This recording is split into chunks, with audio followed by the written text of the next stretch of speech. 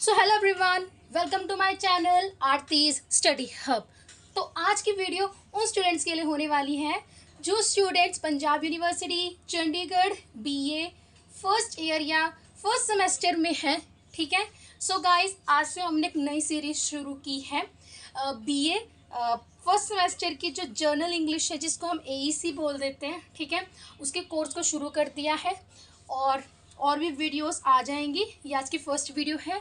इसमें मैं आपको चैप्टर्स, आपके यूनिट्स बताऊंगी एंड चैप्टर नंबर 1 है, हम उसको आज कंप्लीट करेंगे। सो वीडियो को शुरू करते हैं। फर्स्ट ऑफ ऑल, ये तो आपका चैप्टर नंबर 1 है। उससे पहले मैं आपको बता देती हूँ कौन कौन से यूनिट्स और चैप्टर इस बार आपके सिलेबस में आने वाले हैं। तो फर्स्ट ऑफ ऑल आप देख सकते हैं साउंड्स ऑफ इंग्लिश। ठीक है, फर्स्ट यूनिट है आपका। सेकंड है आपका languages use in a various situation and third unit है आपका आर्ट ऑफ पब्लिक स्पीकिंग। अब देखो इनके अंदर कौन कौन से चैप्टर्स आपके हैं।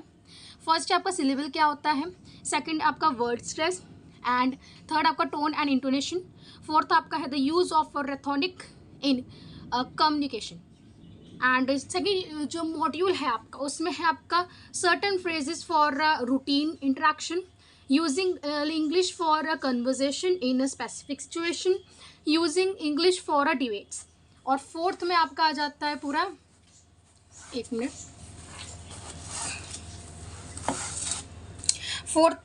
थर्ड यूनिट है, सॉरी, उसमें आ जाता है आपका interview and group discussion. So ये आपका सिलेबस है।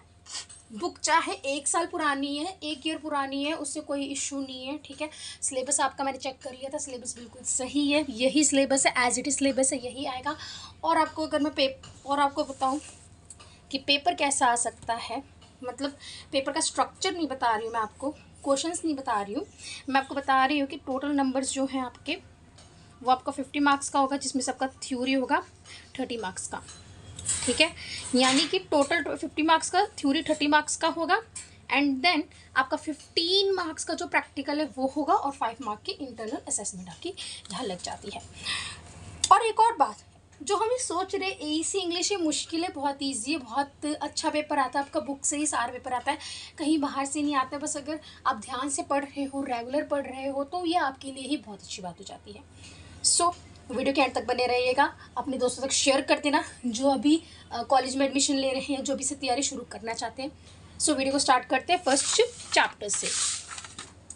तो आप देखोगे ये आपका फर्स्ट चैप्टर है, साउंड्स ऑफ इंग्लिश में आपका आ जाता है सिलेबल। तो सबसे पहले ना हम थोड़ा मोटा मोटा जान लेते हैं कि आखिर साउंड्स ऑफ इंग्लिश होता क्या है।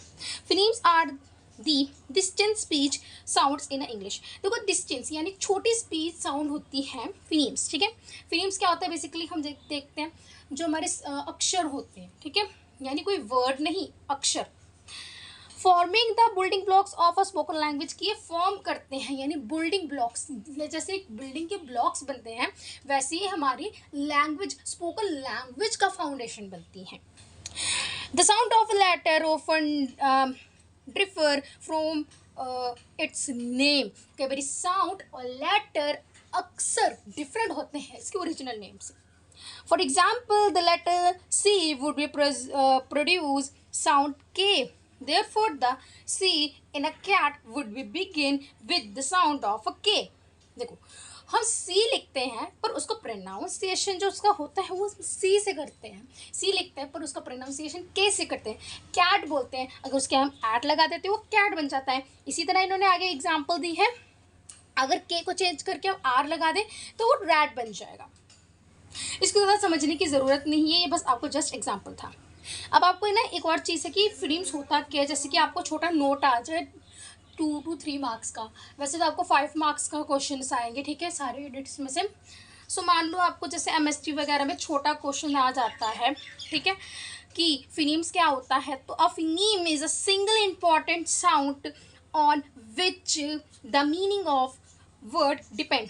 कि जो फिनेम होता है सबसे छोटा यूनिट होता है, सिंगल यूनिट होता है, जिससे क्या होता है कि जो मीनिंग होता है ना वर्ड का उस पर बहुत डिपेंड करता है।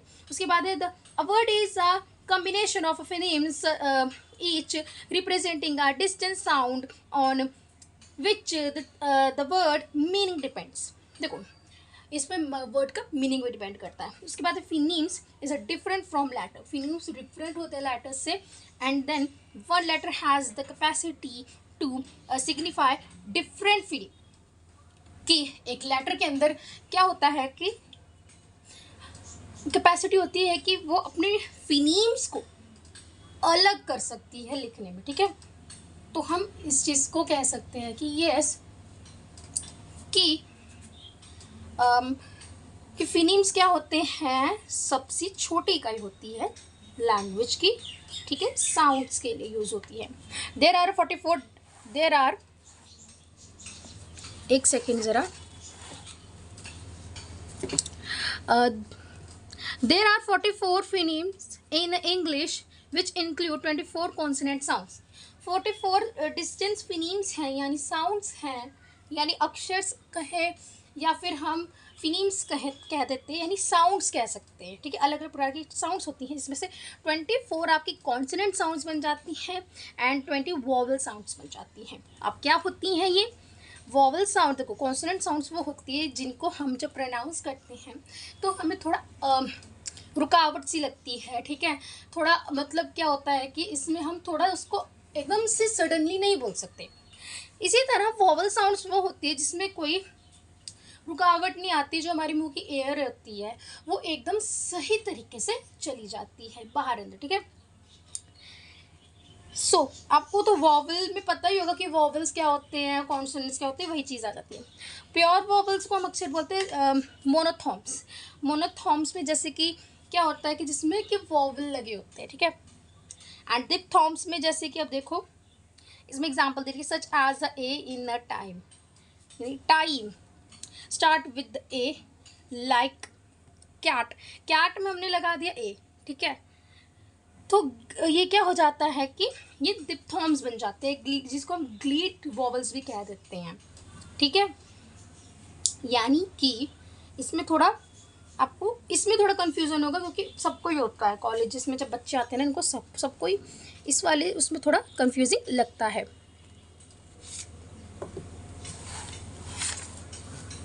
ओके, एक सेकेंड ज़रा टेढ़ा बात हो रहा है, अगली बार से नहीं होगा, इसके लिए माफ़ी करना, कुछ दिनों में बस चीज़ें ठीक हो जाएंगी।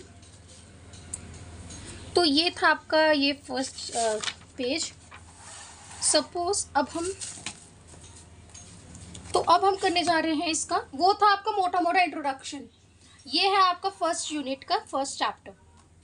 अब देखो सिलेबल क्या होता है। एक और बात, हम इस वीडियो में पार्ट 1 कर लेंगे, अगली वीडियो में पार्ट 2, ताकि आपको दिक्कत ना हो और आप आराम से कर सको, ठीक है। सिलेबल क्या होता है? Syllable is a foundational unit of a English speech. की फाउंडेशनल क्या होता है कि इंग्लिश स्पीच की यूनिट है ये। Typically consistency of a vowel sound along with any surrounding consonant। अब देखो टिपिकली क्या होता है कि जो वॉवल साउंड होती है ना, ये कभी कभी क्या होती है कि कॉन्सोनेंट के साथ ही रहती है। In English syllable are categorize as a simple and complex. की हम देखते हैं कि सिलेबल ना हमारे कैटेगराइज होते हैं सिंपल और कॉम्प्लेक्स वे में, ठीक है। कैसे होते हैं अब हमें जानने की ज़रूरत है। देखो क्या होता है कि a word contain one and more syllable. For example the teacher contain two. देखो टी और च जिनका कुछ मीनिंग है, हम उन शब्द को तोड़ सकते हैं, ठीक है। तो इनको हम कह सकते हैं कि हाँ, अगर हम कैट बोल रहे हैं कि एकदम से हमारा वर्ड एक ही वे में ख़त्म हो रहा है, जैसे कैट, तो एक सिलेबल आएगा, हम बोल रहे टीचर, तो टी में हम एक सिलेबल गिनेंगे और च में हम एक सिलेबल गिनेंगे, ठीक है। आई होप आपको ये समझ आ गया होगा। While a phoneme is the smallest unit of a sound,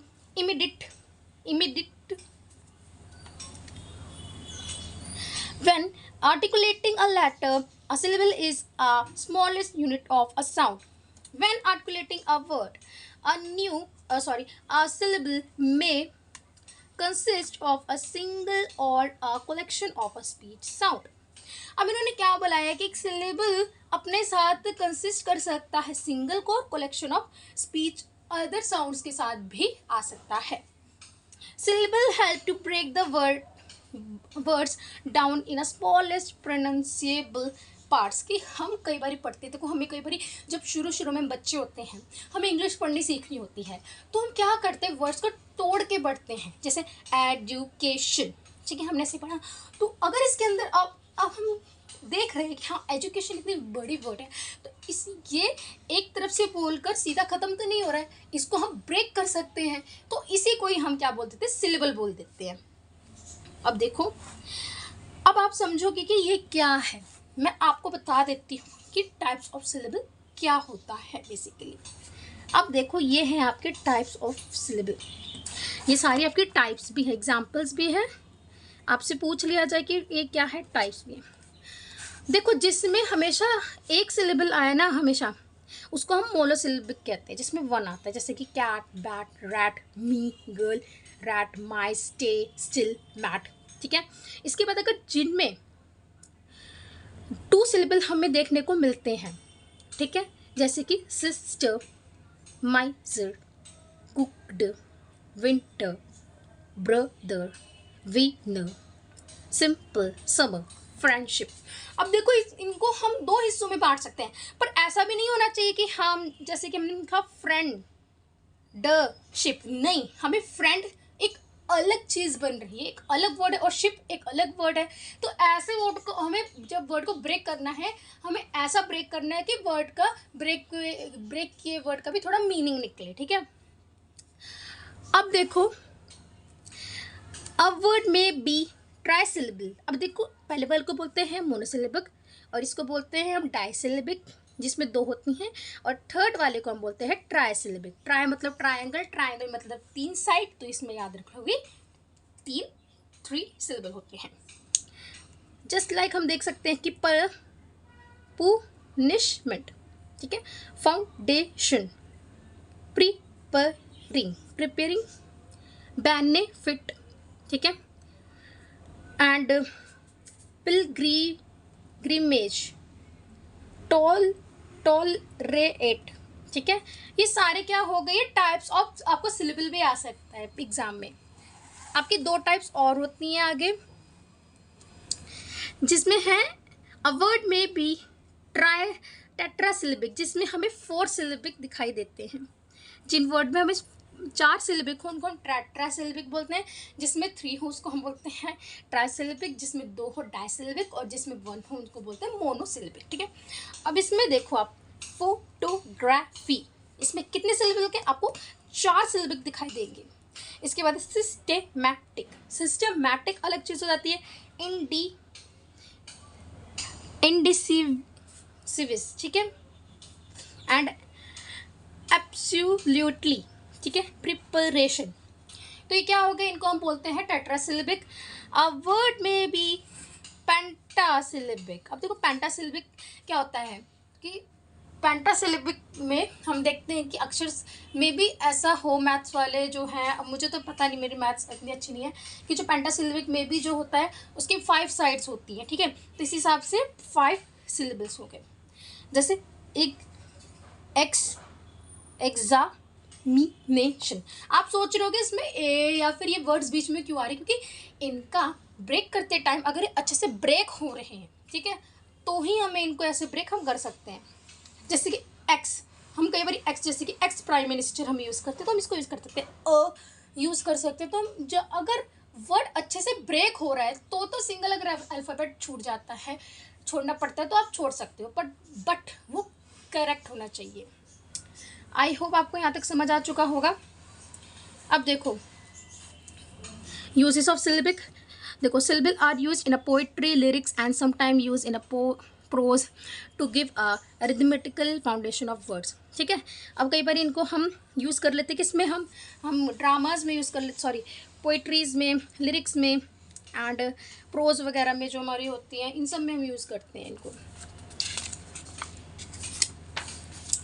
and आप देख सकते हैं ये है, ठीक है, इनमें हमने इनको टोटल करके निकाला। अब एक चीज़ है आपका स्ट्रक्चर ऑफ आखिर सिलेबल क्या होता है।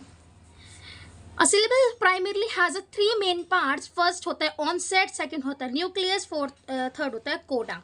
अब देखो, ऑनसेट क्या होता है कि ऑनसेट ना, जिसमें क्या होता है, कॉन्सोनेंट्स होता है बिफोर वॉवल, यानी बिफोर वोवल क्या हो, ऑनसेट आए यानी कॉन्सोनेंट आए, यानी सबसे पहले हमारा क्या आए, कॉन्सोनेंट आए। ठीक है, उसके बाद न्यूक्लियस क्या होता है, the core of a syllable usually a vowel and vowel sound, कि इसमें क्या हो कि जो सेंटर में हमारा होता है वो न्यूक्लियस होता है। ठीक है, और न्यूक्लियस साइंस में भी छोटा होता है। तो क्या होता है कि अगर न्यूक्लियस आपको दिख रहा है वर्ड में कि हाँ बीच में न्यूक्लियस यानी वोवल या वोवल साउंड है, तो न्यूक्लियस कहला देता है। कोडा क्या होता है कि consonant that follow the vowel, कि यानी पहले कॉन्सोनेंट, बीच में वोवल साउंड या वोवल वर्ड, और एंड में कॉन्सोनेंट। ठीक है, अब ये देखो कुछ एग्जाम्पल दे रखी है हमें। फर्स्ट ऑनसेट, जिसे इसमें लिखा है कुछ वर्ड्स हमें दे रखे हैं, जैम, फ्रेश और ब्लेंडेड सॉरी।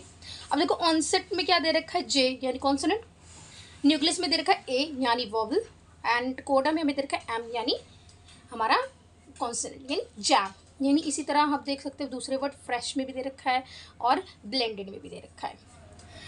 और एक और बात, टाइप्स ऑफ सिलेबल नहीं था वो, ठीक है, मैंने गलत बता दिया पिछले बारे में आपको। आज अगर कितने प्रकार के सिलेबल होते हैं आपको ये लिखना है, वो मत लिखना, वो सिर्फ ये है कि सिलेबल में अक्सर कितने सिलेबल हो, कितने कौन से स्पेलिंग में हमें कौन सा सिलेबल यूज़ करना चाहिए, ये है आपका टाइप्स ऑफ सिलेबल। उसको मत समझ लेना जो मैंने आपको पहले बताया। ठीक है, क्लोज्ड सिलेबल। अब क्लोज सिलेबल क्या होता है, क्लोज सिलेबल वो होता है जिसमें क्या होता है कि a syllable that end with a consonant, यानी जब हम किसी वर्ड को लिखते हैं उसका एंड हो अगर कॉन्सोनेंट से, वो क्या कहलाता है, close syllable. And open syllable में क्या होता है, जिसका एंड हो वोवल से। ठीक है, जैसे आपका ये टी आ गया, फ्री आ गया, बी आ गया, एंड देन आप देख सकते हैं इसमें स्टैम्प दे रखा है फर्स्ट वाले में, वोवल कॉन्सोनेंट ई सिलेबल। अब वोवल कॉन्सोनेंट ई सिलेबल क्या होता है, बेसिकली ये ऐसा सिलेबल होता है जिसमें कि साइलेंट रहता है ई। जैसे एग्जाम्पल है बाइक, ठीक है, आपका ब्रेक, बेक, मेक। अब मैं पढ़ रही देखो मेक, बेक एंड बाइक, तो आपको क्या ई की आवाज़ आ रही है, क्योंकि ई तो वोवल है। ठीक है, तो इसी तरह जब हमें पूछा जाए कि वोवल कॉन्सोनेंट ई सिलेबल क्या होता है, हम ये बोल देंगे a syllable that has a silent E at the end of the word, यानी जिसमें हम वर्ड को लिख रहे हैं the end of the word which has end with E and has no sound. ठीक है, अब आ जाते हैं कॉन्सोनेंट एल ई सिलेबल, जिसमें क्या होता है कि the syllable and with the L E and presided by the consonant. ठीक है, जैसे कि स्टेबल एंड सेटल, कैटल।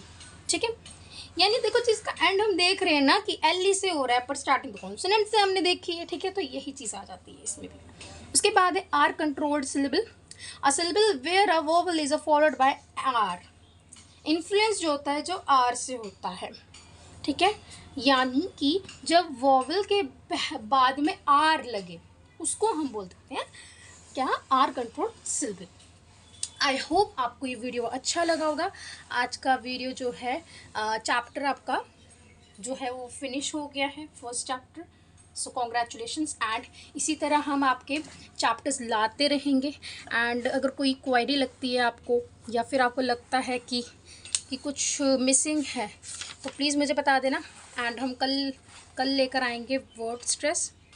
ठीक है, वर्ड स्ट्रेस क्या होता है, वर्ड स्ट्रेस का मीनिंग क्या होता है, हम ये लेकर आएंगे। एंड अपने दोस्तों और फ्रेंड्स को ज़रूर बता देना।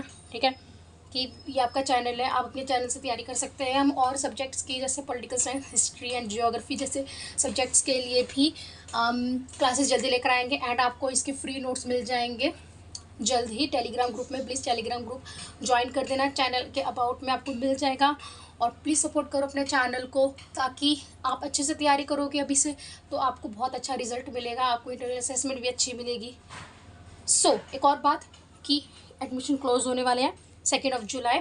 जिन्होंने अभी तक फॉर्म नहीं भरा है, खासकर मैं भी शायद ये आपका तो पता नहीं हो गया, ख़त्म हो गया है कि नहीं हुआ है, बट सेकेंड ईयर वालों के अभी एडमिशन स्टार्ट है, तो प्लीज़ भर देना अपने। ठीक है, मैं भी शायद आपके भी होंगे, तो प्लीज़ अपने फॉर्म्स को चेक करना, कोई गलती हो गई या फिर कोई मिस्टेक हो गई तो उसको बार बार देखना। कई बार ये क्या होता है हमें नहीं पता होता है और हमारा एडमिशन रह जाता है।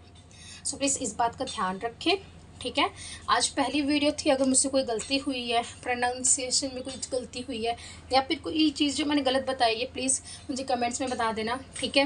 एंड मोटिवेट करना ताकि मैं आपके लिए और अच्छी चीज़ लाऊं, ठीक है। और हो सकेगा तो मैं और जल्दी वीडियोस लाऊंगी, ठीक है, और सब्जेक्ट की। सो लाइक शेयर सब्सक्राइब कर देना। और आपके कॉलेजेस खुलने वाले हैं, सो हैप्पी लर्निंग।